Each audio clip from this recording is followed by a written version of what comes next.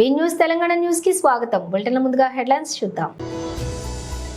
ప్రజాభవన్ లో 16వ ఆర్థిక సంఘం చైర్మన్ సభ్యులతోటి ప్రారంభమైన సమావేశం. హాజరైన ముఖ్యమంత్రి రేవంత్ రెడ్డి.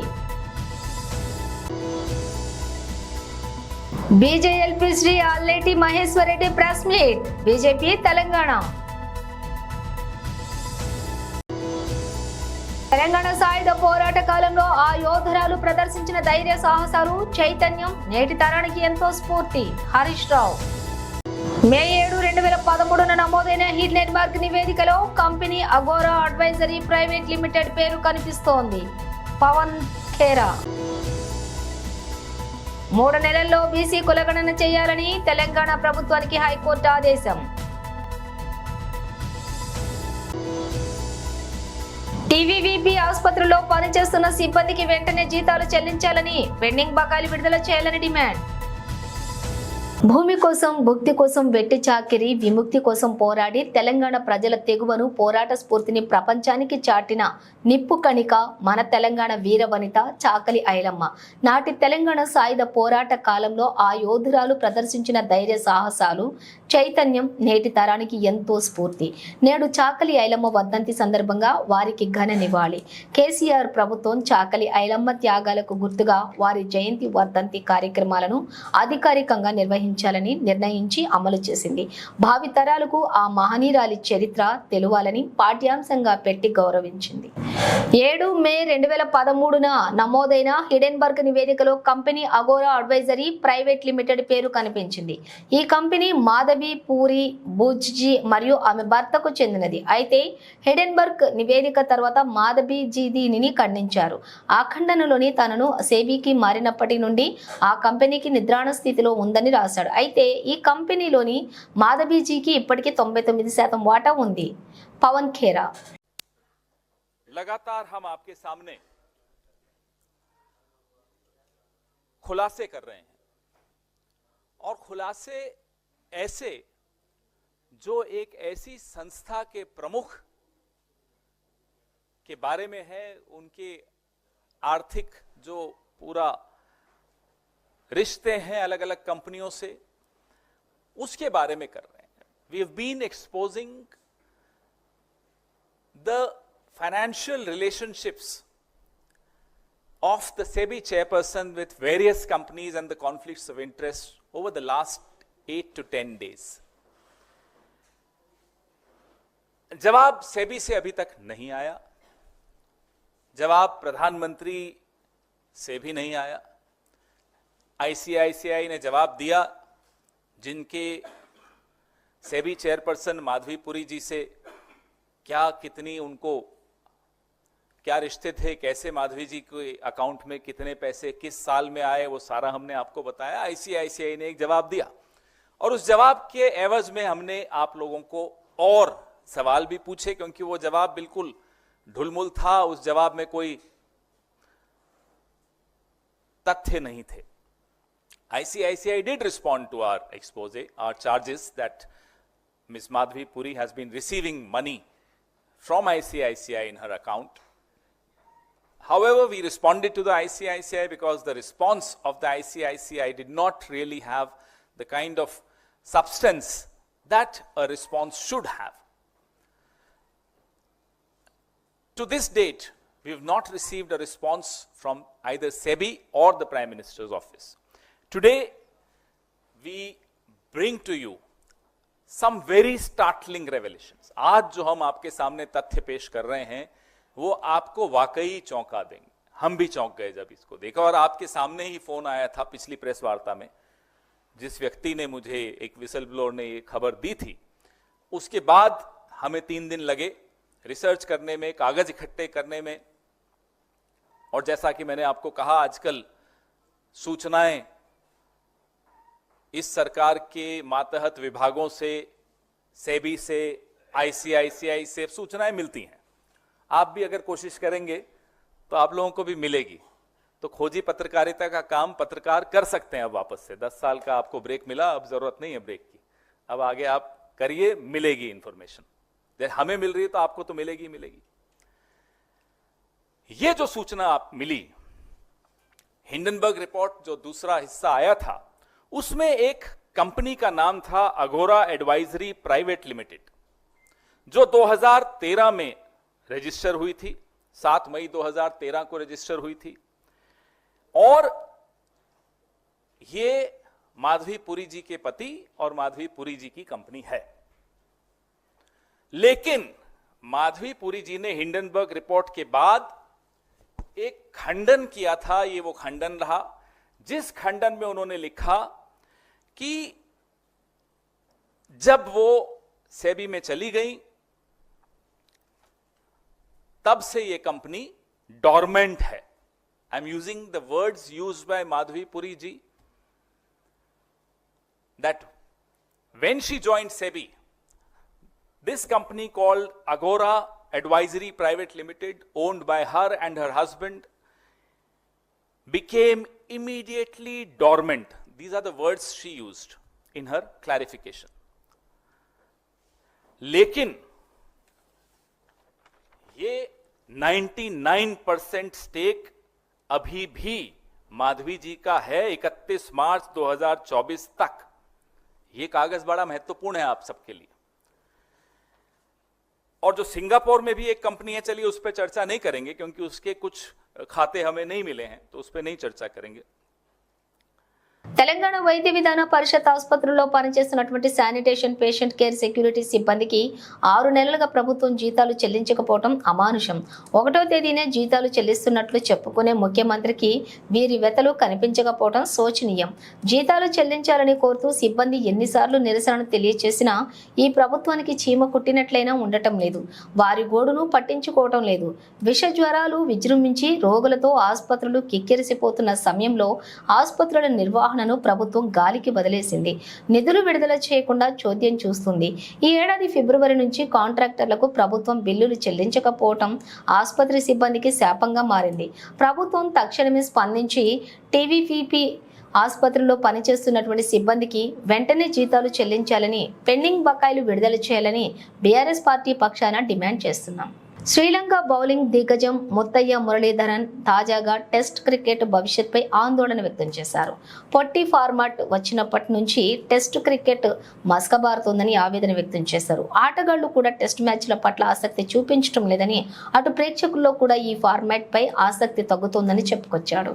ఇక తన పేరిట ఉన్నటువంటి అత్యధిక టెస్ట్ వికెట్లు 800 రికార్డును కూడా ఎవరు బద్దలు కొట్టలేరని, ఈ రికార్డు టెస్ట్ క్రికెట్ చరిత్రలో శాశ్వతంగా మిగిలిపోతుందని జోస్యం చెప్పాడు. తన రికార్డును ఎప్పుడైనా ఏ బౌలర్ అయినా బ్రేక్ చేయగలడని తాను భావించడం లేదని ఈ దిగ్గజ ఆఫ్ స్పిన్నర్ పేర్కొన్నాడు. ఇక దానికి ప్రధాన కారణం ప్రస్తుత రోజుల్లో క్రికెటర్లు పొట్టి ఫార్మాట్లపైనే ఎక్కువగా దృష్టి సారించడం అని చెప్పాడు. అందుకే తన రికార్డుకు దగ్గరలో కూడా ఇప్పటికీ బౌలర్లు ఎవరూ లేరంటూ మురళీధరన్ చెప్పుకొచ్చాడు. అటు టెస్ట్ మ్యాచ్లకు చాలా దేశాలలో వీక్షకుల సంఖ్య తగ్గుతోందని ఆందోళన వ్యక్తం చేశాడు. ఆంగ్ల వార్తాపత్రిక డైలీ మెయిల్ తో మాట్లాడుతూ మురళీధరన్ ఈ వ్యాఖ్యలు చేశాడు. ప్రతి దేశం ప్రస్తుతం ఏడాదికి బహుశా 6 లేదా 7 టెస్ట్ మ్యాచ్లు మాత్రమే ఆడుతోంది. వీటిలో ఇంగ్లాండ్, ఆస్ట్రేలియా యాషెస్ సిరీస్ రూపంలో కొన్ని ఎక్కువ టెస్టులు ఆడుతున్నాయి. కానీ చాలా దేశాల్లో చాలా మంది ప్రజలు ఈ మ్యాచ్లను చూడరు. దాంతో టెస్ట్ క్రికెట్ తగ్గుతోంది అన్నారు ఆయన. ఇక మురళీధరన్ తన రికార్డును చాలా కాలం పాటు ఎవరూ అధిగమించకపోవడానికి ఒక ప్రాథమిక కారణాన్ని కూడా చెప్పాడు.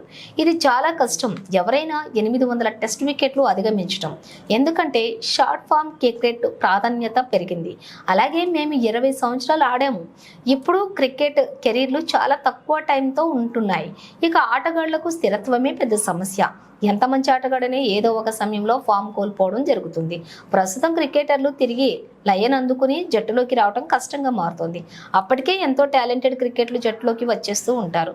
అనుభవజ్ఞులుగా మారితేనే మంచి క్రికెట్ సాధ్యం అవుతుంది. కానీ ఈ రోజుల్లో ఇది చాలా కష్టం. ప్రస్తుత జనరేషన్ క్రికెట్ల నెత్తి మీద చాలా టోర్నమెంట్లు, ఇతర విషయాలు ఉంటున్నాయి అన్నీ చెప్పుకొచ్చాడు. ఇక కాగా మురళీధరన్ రికార్డును వర్తమాన క్రికెటర్లలో దగ్గరగా ఉన్నటువంటి బౌలర్లు ఆస్ట్రేలియా స్పిన్నర్ నాథన్ లియాన్ 530 వికెట్లు. ఆ తర్వాత భారత స్పిన్నర్ రవిచంద్రన్ అశ్విన్ 516. అయితే లియోన్ వయసు 36, అశ్విన్ వయసు 37 కనుక వీరిద్దరూ రిటైర్ అయ్యేలోపు మురళీధరన్ రికార్డును అందుకునే అవకాశమే లేదు. ఇక England fast bowler James Anderson ఇటీవల 704 వికెట్లతోటి రిటైర్ అయ్యారు. ఇది టెస్ట్ క్రికెట్ చరిత్రలో ఆల్ టైమ్ 3వ అత్యధిక వికెట్ల రికార్డు కావడం గమనార్హం. భారత ప్రధాని నరేంద్ర మోదీ అంటే తనకేమీ ద్వేషం లేదని కాంగ్రెస్ ఎంపీ లోక్సభలో ప్రతిపక్ష నేత రాహుల్ గాంధీ పేర్కొన్నారు. ఆయన ఆలోచన విధానాన్ని విభేదిస్తాను తప్ప ఆయనను ద్వేషించడం లేదని వివరణ ఇచ్చారు. ఈ మేరకు అమెరికాలోని టెక్సాస్ యూనివర్సిటీలో జరిగిన ఓ కార్యక్రమంలో రాహుల్ ఈ వ్యాఖ్యలు చేశారు. మోదీ ఆలోచనలు వేరు, తన ఆలోచన విధానం వేరని రాహుల్ చెప్పారు. వాస్తవానికి కొన్ని విషయాల్లో ఆయన పట్ల తనకు సానుభూతి ఉందని అన్నారు. వినడానికి ఇది మీకు ఆశ్చర్యం కలిగించవచ్చు, కానీ నిజం ఇదేనని, తనకు మోదీ అంటే ద్వేషం లేదని విద్యార్థులతో చెప్పారు. మోదీ వర్సెస్ రాహుల్ అంటూ పోల్చడం వంటి వాటితో ఎలాంటి ఉపయోగం ఉండదనేది తన అభిప్రాయమని రాహుల్ గాంధీ చెప్పారు. కాగా కాంగ్రెస్ అగ్రనేత రాహుల్ గాంధీ 3 రోజుల పర్యటన కోసం అమెరికాకు వెళ్లారు. ఇందులో భాగంగా ఆదివారం డల్లాస్లోని యూనివర్సిటీ ఆఫ్ టెక్సాస్ లో విద్యార్థులు, స్థానిక భారత సంతతి అమెరికన్లతోటి సమావేశమయ్యారు. You'll be surprised. I mean, you will be surprised, but I don't actually hate Mr. Modi. I don't. Like, I get up in the morning and okay, you know, he's got a point of view, fine. I don't agree with his point of view, but I don't hate him. And in fact, in many moments I empathize with him. Right? So it's not that I think that he's my enemy and now I hate him and he's got to be, no. He's got a different point of view, I got a different point of view. I have empathy and compassion for what he's doing. And I think that's a much better place to be. Instead of this thing that, you know, him versus me, I don't think that's productive. ప్రస్తుతం social మీడియాలో ఇది లేదా అది అనే rapid fire challenge trend నడుస్తోంది. తాజాగా team India మాజీ cricketer Virender Sehwag కూడా Delhi premier league T20 tourney final సందర్భంగా ఈ ఛాలెంజ్ లో పాల్గొన్నారు. కొందరు ప్రముఖ క్రికెటర్ల పేర్ల నుంచి ది బెస్ట్ క్రికెటర్ ఎంపిక కోసం వ్యాఖ్యాత వీరుకు ప్రశ్నలు సంధించారు. ఈ సందర్భంగా సెహ్వాగ్ కు 3 భారత ఆటగాళ్ల పేర్లు ఎదురయ్యాయి. వారే విరాట్ కోహ్లీ, మహేంద్ర సింగ్ ధోని, రోహిత్ శర్మ. ఈ ముగ్గురులో చివరకు ఆయన హిట్మన్ కే ఓటు వేశారు. మొదట MS ధోని, బెన్ స్టోక్ మధ్య ఎంపికతో ఈ ఛాలెంజ్ మొదలైంది. దాంతో సెహ్వాగ్ భారత మాజీ కెప్టెన్ వైపు మొగ్గు చూపాడు. ఆ తర్వాత దక్షిణాఫ్రికా క్రికెటర్ AB డివిలియర్స్, ధోని మధ్య పోలిక వచ్చింది. ఇక దాంతో వీరేంద్రుడి డివిలియర్ ను ఎంచుకున్నాడు. అనంతరం సెహ్వాగ్ ను డివిలియర్స్, విరాట్ కోహ్లీ మధ్య ఎంపిక చేయమని కోరగా రణ్వీర్ సింగ్ ను ఎంచుకున్నాడు. ఇక ఆ వెంటనే కోహ్లీ, రోహిత్ శర్మ మధ్య ప్రశ్న ఎదురైంది. దాంతో వీరు ప్రస్తుత టీమిండియా వన్డే టెస్ట్ కెప్టెన్ ఎంపిక చేసుకున్నారు. ఇలా చివరికి రోహిత్ ని మేటి ఆటగాడిగా సెహ్వాగ్ ఎంచుకోవడం జరిగింది. ఇదిలా ఉంటే గత ఏడాదితో పాటుగా అంతకు ముందు కూడా రోహిత్ శర్మ తనదైన ఆట తీరు, కెప్టెన్సీతో జట్టును ముందుండి నడిపిస్తున్న విషయం ఆల్రెడీ తెలిసిందే. దాంతో హ్యాట్మెన్ స్థాయి అమాంతం పెరిగిపోయింది. ముఖ్యంగా అతను టీమిండియాను స్వదేశంలో జరిగిన వన్డే ప్రపంచ కప్ 2023 పైన ఫైనల్ కు తీసుకువెళ్లడం అందరినీ ఆకట్టుకుంది. కానీ భారత ఫైనల్లో ఆసీస్ చేతిలోనే పరాజయం పొందింది. ఇక రోహిత్ తన సారథ్యంలోనే ఈ ఏడాది T20 ప్రపంచ కప్ అందించాడు. ఈ టోర్నీలో కెప్టెన్సీతో పాటుగా ఆటగాడిగాను జట్టు విజయంలో కీలక పాత్ర పోషించాడు. ఒక దశలోని దక్షిణాఫ్రికాతో జరిగిన ఫైనల్లో ఇండియా ఓడిపోవటం ఖాయమని అనుకున్నారంతా. కానీ చివరికి 5 ఓవర్లలో తన కెప్టెన్సీ చతురతతోటి భారత జట్టును హ్యాట్సన్ గా విజేతగా నిలిపాడు. ప్రజాభవన్లో 16వ ఆర్థిక సంఘం చైర్మన్ సభ్యులతోటి ప్రారంభమైన సమావేశం హాజరైన ముఖ్యమంత్రి రేవంత్ రెడ్డి, ఉప ముఖ్యమంత్రి బట్టి విక్రమార్క, మంత్రులు శ్రీధర్ బాబు, ఉత్తమ్ కుమార్ రెడ్డి, కోమటిరెడ్డి వెంకటరెడ్డి, పొన్నం ప్రభాకర్, పొంగులేటి శ్రీనివాస్ రెడ్డి ప్రభుత్వ సలహాదారులు. ప్రత్యక్ష ప్రసారం న్యూఢిల్లీలోని బీజేపీ ప్రధాన కార్యాలయంలో కేంద్ర మంత్రి శ్రీ హర్దీప్ సింగ్ పూరి విలేకరుల సమావేశంలో ప్రసంగించారు.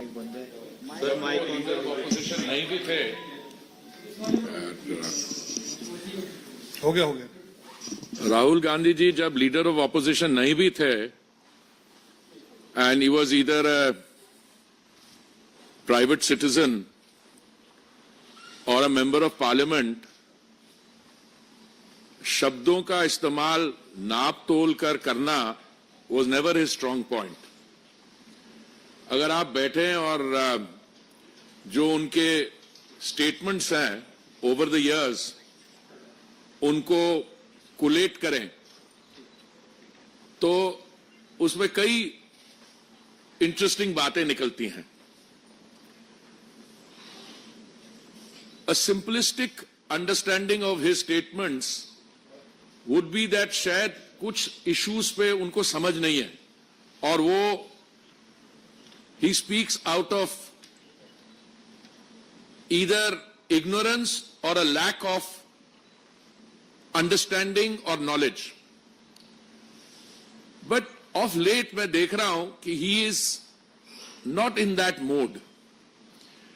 कुछ ऐसे issues हैं sensitive which involve our national identity, our unity, the strength of our unity in diversity. इन चीजों के बारे जब वो बयान देते हैं तो मुझे लगता है कि ये एक नया किस्म का narrative which I think is a dangerous narrative उसको सेट करने की कोशिश कर रहे हैं. अब उन्होंने इस यात्रा के दौरान he obviously had RPG audience of people wearing turbans. तो out of the blue he says कि भारत में Sikh community has a certain anxiety that they cannot tie a turban, wear a turban, और कड़ा पहनने में मुश्किलात है उनको. Now I've been wearing a turban for over 6 decades, over 60 years at least, and I've been wearing a kada even for much longer after that. And I'm not only a proud Sikh, but I'm extremely proud of the fact that this government has gone out of its way to address the issues of concern to the Sikh community, and I don't think the Sikhs have felt safer and more honored than at any time in our history after 1947. And if there has been one time in our history 3 నెలల్లో BC కులగణన చేయాలని తెలంగాణ ప్రభుత్వానికి high court ఆదేశం. BC కులగణన చేయాలని హైకోర్టులో petition దాఖలు చేసిన బీసీ సంక్షేమ సంఘం రాష్ట్ర అధ్యక్షుడు ఎర్రా సత్యనారాయణ పిటిషన్పై విచారించి 3 నెలల్లో బీసీ కులగణన చేసి నివేదిక సమర్పించాలని ప్రభుత్వానికి హైకోర్టు ఆదేశం. ఇక డీటెయిల్స్ చూస్తే ప్రత్యక్ష ప్రసారం BJLP Shri Alleti Maheshwar Reddy press meet BJP Telangana. మరి ఇది కాంగ్రెస్ ప్రభుత్వానికి చెంపపెట్టు లాంటిది. తెలంగాణ రాష్ట్రంలో జరిగినటువంటి ఎమ్మెల్యేల ఫిరాయింపు ఇది చట్ట విరుద్ధమని, ఎమ్మెల్యేల ఫిరాయింపు ఉల్లంఘన ఖచ్చితంగా 4 వారాల లోపల చర్య తీసుకోవాలని చెప్పి హైకోర్టు ఇచ్చినటువంటి తీర్పుని భారతీయ జనతా పార్టీ స్వాగతిస్తున్నది. ముందు నుంచి భారతీయ జనతా పార్టీ చాలా స్పష్టంగా చెప్తున్నది. మరి అదే తరాలో Bharatiya Janata Party writ petition file చేసిన దానికి అనుగుణంగా హైకోర్టు ఇచ్చినటువంటి తీర్పు చాలా చరిత్రాత్మకమైనటువంటి తీర్పు. ఇది చాలా స్పష్టంగా దీంట్లో మరి WP number 18553 of 2024 filed by Alleti Maheshwar Reddy as a floor leader Bharatiya Janata Party స్పష్టంగా మరి ఈరోజు జరిగినటువంటి ఫిరాయింపులు చట్ట విరుద్ధమని చెప్పి చాలా స్పష్టంగా హైకోర్టు చెప్పడం అనేది భారతీయ జనతా పార్టీ పూర్తిగా స్వాగతిస్తున్నది. మరి ఈ అంశాన్ని పొన్నం ప్రభాకర్ గారు కూడా స్వాగతించడం, ఒక మంత్రిగా పొన్నం ప్రభాకర్ గారు స్వాగతించడం నేను పొన్నం ప్రభాకర్ గారికి సూచిస్తూ ఉన్నాను. దయచేసి మీ ముఖ్యమంత్రి గారికి మరియు మీ ఖర్గే గారికి కూడా మీరు ఈ అంశాన్ని సూచిస్తూ మరి ఇది స్వాగతించడమే కాదు వెంటనే అమలుపరిచే విధంగా చర్యలు తీసుకోవాల్సిందిగా కోరుతా ఉన్నాం.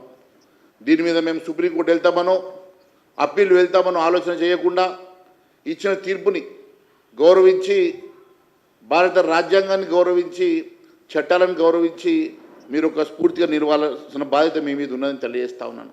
ఎందుకంటే చాలా స్పష్టంగా కాంగ్రెస్ పార్టీ గతంలో కాంగ్రెస్ పార్టీ ఎమ్మెల్యేలు ఈ రకంగా బారాస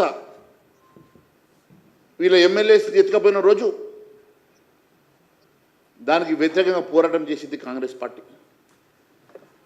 ఇది చట్ట విరుద్ధం అని చెప్పేసి మరి గొడవ చేసిన రేవంత్ రెడ్డి గారు, వారి ఇంట్ల ముందు చావు దప్పులు కొట్టమని చెప్పినటువంటి రేవంత్ రెడ్డి గారు ఈరోజు మీరు ఈ రకంగా ప్రోత్సహించడం ఎంతవరకు సమంజసమని చెప్పి నేను అడుగుతా ఉన్నాను. మీ స్వయంగా మీ మేనిఫెస్టోలో కూడా చెప్పారు, ఇలాంటివి ప్రోత్సహించడం సరికాదు, కాంగ్రెస్ పార్టీ అధికారంలోకి వచ్చినాక చట్టాన్ని సవరించేసి ఏ ఒక్కరు కూడా పార్టీ మారకుండా చర్యలు తీసుకుంటామని మీ మేనిఫెస్టోలో చెప్పారు. అంటే మీ మేనిఫెస్టోలో చెప్పినటువంటి మీ ఏఐసిసి తీసుకున్నటువంటి నిర్ణయానికి మీరు కట్టుబడి లేకుండా, అది ఇందిరా కాంగ్రెస్ తీసుకున్న నిర్ణయము, ఇది మాత్రం కాంగ్రెస్ ఆర్ఆర్ తీసుకునేటువంటి నిర్ణయం వేరు ఉంటుందని, కాంగ్రెస్ ఆర్ఆర్ నిర్ణయానికి తెలంగాణలో ఏఐసిసికి సంబంధం లేకుండా తెలంగాణ కాంగ్రెస్ పార్టీ మా ఇష్టానుసారంగా మేము నిర్ణయం తీసుకుంటామని చెప్పదలుచుకున్నారా?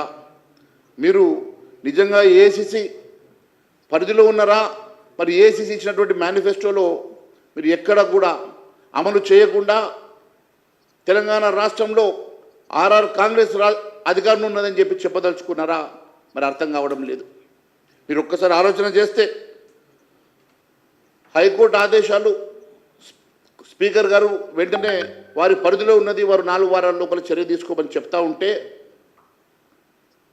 మరోవైపు పూర్తిగా విరుద్ధంగా మీరు నిన్న తీసుకున్నటువంటి పిఎస్సి కానీ, పిఎస్సి చైర్మన్ నియామకం కానీ, ఈరోజు మీరు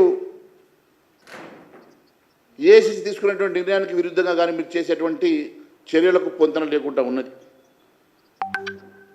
హైకోర్టు ఏదైతే ఆదేశించినటువంటి 3 ఎమ్మెల్యేలే కాదు, మిగిలిన 7 ఎమ్మెల్యేల మీద కూడా మొత్తం 10 మంది ఎమ్మెల్యేల మీద మీరు చర్య తీసుకోవాల్సిన బాధ్యత మీ మీద ఉన్నదని తెలియజేస్తా ఉన్నాను. మరి ఒకవైపు హైకోర్టు అంత స్పష్టమైనటువంటి చరిత్రాత్మకమైన తీర్పిచ్చినా కూడా ఏమీ పట్టనట్టుగా ఈరోజు రేవంత్ ప్రభుత్వము మరొక తప్పిదానికి దారితీసింది. రేవంత్ ప్రభుత్వం ఈరోజు ఫిరాయించినటువంటి ఒక ఎమ్మెల్యేకు పిఎస్సి చైర్మన్ చేయడం అంటే, ఈరోజు మీరు హైకోర్టు ఇచ్చిన తీర్పుకు విరుద్ధంగా మీరు నడుచుకున్నట్టుగానే మేము భావిస్తున్నాం. చట్టసభల్లో ఎంతో హూందతనం, ఎంతో గౌరవాన్ని భావి తరాలకు చూపించాల్సినటువంటి ఈ చట్టసభలు ఈరోజు ఈ రకంగా ఒక ఫిరాయింపుదారుడికి, మీ పార్టీలో చేరినటువంటి ఫిరాయింపుదారుడికి ఈరోజు మీరు పిఎస్సి చైర్మన్ ఇవ్వడం అంటే, ఈ పద్దుల కమిటీ అనేది ఈ ప్రభుత్వం ఖర్చు పెట్టే ప్రతి పైసా గురించి, తప్పుడు లెక్కల గురించి ప్రశ్నించేటువంటి పిఎస్సి కమిటీ ఎప్పుడు కూడా ప్రతిపక్షానికి ఇవ్వడం జరుగుతుంది. అలాంటిది గతంలో మీరు ఒకసారి గుర్తు చేసుకోండి, ముఖ్యమంత్రి రేవంత్ రెడ్డి గారు, నేను 2009 అసెంబ్లీలో మొట్టమొదటిసారిగా కాలు పెట్టినప్పుడు, అప్పుడు వైఎస్ రాజశేఖర రెడ్డి గారు ముఖ్యమంత్రిగా కిరణ్ కుమార్ రెడ్డి గారికి అడిగారు, మీరు తెలుగుదేశం నుంచి 3 పేర్లు అడగండి, వారు ఇచ్చినటువంటి ఒక పేరు నాగం జనార్దన్ రెడ్డి గారికి కాకుండా 3 పేర్లు అడగండి, 3 పేర్లలో ఒక పేరు మనం నిర్ణయం చేద్దామంటే, కిరణ్ కుమార్ రెడ్డి గారు మనం అసెంబ్లీని గౌరవించాలి, చట్టసభల్ని గౌరవించాలి, అక్కడ ఉన్నటువంటి ప్రొసీజర్స్ని ఫాలో కావాలని చెప్పేసి వారు అట్లా కాకుండా ఒకే ఒక పేరుని వారు ఆ రోజు వారు పంపినటువంటి పేరు నాగం జనార్దన్ రెడ్డి గారికి పిఎస్సి చైర్మన్ ఇచ్చారంటే, ఆ రోజు చట్టసభల మీద ఒక స్పీకర్కి ఉన్నటువంటి గౌరవం అది ప్రతీక అని చెప్పి నేను తెలియజేస్తా ఉన్నాను. అది గతంలో మీకు తెలుసు, మీరు ఆ రోజు 2009 అసెంబ్లీలో మొదటిసారిగా అసెంబ్లీలో ఉన్నప్పుడు మనందరికీ ఆ సాంప్రదాయం, ఒక గౌరవం చట్టసభల మీద మనకు కలిగింది. కానీ మీరు ఈరోజు ముఖ్యమంత్రిగా ఈరోజు అదే 3 పేర్లు పంపినప్పటికీ కూడా, అపోజిషన్ ఉన్నటువంటి టీఆర్ఎస్ 3 పేర్లు పంపినప్పటికీ మీరు ఆ 3ట్లో ఒక పేరు కాకుండా మీ ఇష్టానుసారంగా మీ పార్టీలో చేరినటువంటి బారాస ఎమ్మెల్యే పేరు ఈరోజు మీరు ప్రతిపాదించిందంటే, దీన్ని బట్టి చాలా స్పష్టంగా ఏ రకంగా మీరు ఈ చట్టసభని నడపాలని, ఏ రకమైనటువంటి సిగ్నల్స్ని మీరు భావి తరాలకు ఇస్తున్నారనేది చాలా స్పష్టంగా అర్థమవుతున్నది. గౌరవ ముఖ్యమంత్రి గారిని నేను 2 విషయాలు అడుగుతా ఉన్నాను. మీరు ఈ చట్టసభల్లో ఒకవైపు ఫిరాయింపులు, మీ మేనిఫెస్టోలో చాలా స్పష్టంగా ఇది సవరణ చేసి భావి తరాల్లో ఏ ఒక్క ఎమ్మెల్యే ఎంపీ కూడా ఒక పార్టీ నుంచి మరో పార్టీకి గెలిచిన తర్వాత వెళ్లకుండా కఠినమైనటువంటి చట్టాలను మనం తీసుకొస్తామని మీరు మేనిఫెస్టోలో చెప్తూ, ఈరోజు మరోవైపు మీరే ఇక్కడ తెలంగాణలో ప్రోత్సహిస్తున్నారంటే మీ ఏఐసిసికి మీకు మధ్యలో ఏమన్నా గ్యాప్ వచ్చిందా, లేకుంటే ఏఐసిసిలో ఈరోజు తెలంగాణ కాంగ్రెస్ పార్టీ భాగం కాదా? మీరు అది ఇందిరా కాంగ్రెస్ అయితే నాది ఆర్ఆర్ కాంగ్రెస్ అని చెప్పదలుచుకున్నారా? మీరు చెప్పాల్సినటువంటి అవసరం ఉన్నదని తెలియజేస్తా ఉన్నాను. ఆర్ఆర్ కాంగ్రెస్లో ఏఐసిసి ఇచ్చినటువంటి ఏ మేనిఫెస్టో చెల్లదు, ఏఐసిసిలో మేము ఇచ్చిన హామీలు చెల్లవు, ఏఐసిసి ఇచ్చిన మేనిఫెస్టోలో ఉన్నటువంటి ఏ ఒక్క హామీలు కానీ ఏ ఒక్క అంశం కానీ మా ఆర్ఆర్ కాంగ్రెస్కు పట్టదన్నట్టుగా మీరు బిహేవ్ చేస్తూ ఉంటే డెఫినెట్గా మీకు ఏఐసిసికి మధ్యలో గ్యాప్ చాలా స్పష్టంగా ఏర్పడుతున్నది. అందుకే మీరు ఫిరాయింపులు వద్దని ఏఐసిసి చెప్తున్నప్పటికీ మీరు ఫిరాయింపులు చేస్తుంటే మీ సీనియర్లకు అది ఒప్పుకోక మీరు ఎప్పుడెప్పుడైతే ఎమ్మెల్యేలను ఇతర పార్టీలకు చేర్పిస్తున్న సమయంలో ఏ ఒక్క సీనియర్ నాయకుడు మీ వెంట లేడు. ఆ రోజు బట్టి విక్రమార్క గారు మీ వెంట లేరు, ఉత్తమ్ కుమార్ రెడ్డి లాంటి నాయకులు మీ వెంట లేరు. కేవలం పొంగురెడ్డి శ్రీనివాసరెడ్డి తప్ప మీ వెంట సీనియర్ నాయకులు లేకపోవడానికి కారణం ఖచ్చితంగా ఏఐసిసి ఇచ్చినటువంటి ఆదేశాలకు విరుద్ధంగా ఇక్కడ మీరు నడుచుకుంటున్నటువంటి అంశాన్ని సీనియర్ కాంగ్రెస్ నాయకులు ఎవరు మీ వెంట లేకపోవడమే నిదర్శనం అని చెప్పి నేను తెలియజేస్తా ఉన్నాను. మీరు ఎప్పుడైనా కాంగ్రెస్ పార్టీలో మీరు ఎప్పుడైనా చిచ్చు పెడతారని ఒక భయంతో ఈరోజు ఏఐసిసి ఈరోజు జాగ్రత్తగా నడుచుకుంటుందేమో అని చెప్పి అనిపిస్తూ ఉన్నది. నేను ఒకటి అడుగుతా ఉన్నాను, ఈరోజు ఆర్ఆర్ కాంగ్రెస్ తెలంగాణలో ఏ రకంగా నడుచుకుంటుందని చెప్పి ఎవరిని అడిగినా చాలా స్పష్టంగా చెప్తున్నారు. ఈరోజు కేవలం వసూళ్ల కోసం, కేవలం కరప్షన్ కోసం, అవినీతి అక్రమాల కోసం మాత్రమే ఈరోజు మంత్రులు పనిచేస్తున్నారు తప్ప ఈరోజు ఎక్కడ పడితే అక్కడ. బులెటిన్ ముగించే ముందు హెడ్లైన్స్ మరోసారి. ప్రజాభవన్లో 16వ ఆర్థిక సంఘం చైర్మన్ సభ్యులతోటి ప్రారంభమైన సమావేశం, హాజరైన ముఖ్యమంత్రి Revanth Reddy. BJLP Shri Alleti Maheshwar Reddy press meet, BJP Telangana. Telangana సాయుధ పోరాట కాలంలో ఆ యోధురాలు ప్రదర్శించిన ధైర్య సాహసాలు, చైతన్యం నేటి తరానికి ఎంతో స్ఫూర్తి, హరీష్ రావు. మే 7, 2013న నమోదైన హిల్ నెట్వర్క్ నివేదికలో company Agora advisory private limited పేరు కనిపిస్తోంది, పవన్ ఖేరా. 3 నెలల్లో బీసీ కులగణన చేయాలని తెలంగాణ ప్రభుత్వానికి హైకోర్టు ఆదేశం. టీవీవీపీ ఆసుపత్రిలో పనిచేస్తున్న సిబ్బందికి వెంటనే జీతాలు చెల్లించాలని, పెండింగ్ బకాయిలు విడుదల చేయాలని డిమాండ్. ఇవి బులెటిన్ విశేషాలు. మరో బులెటిన్తో మళ్ళీ కలుద్దాం.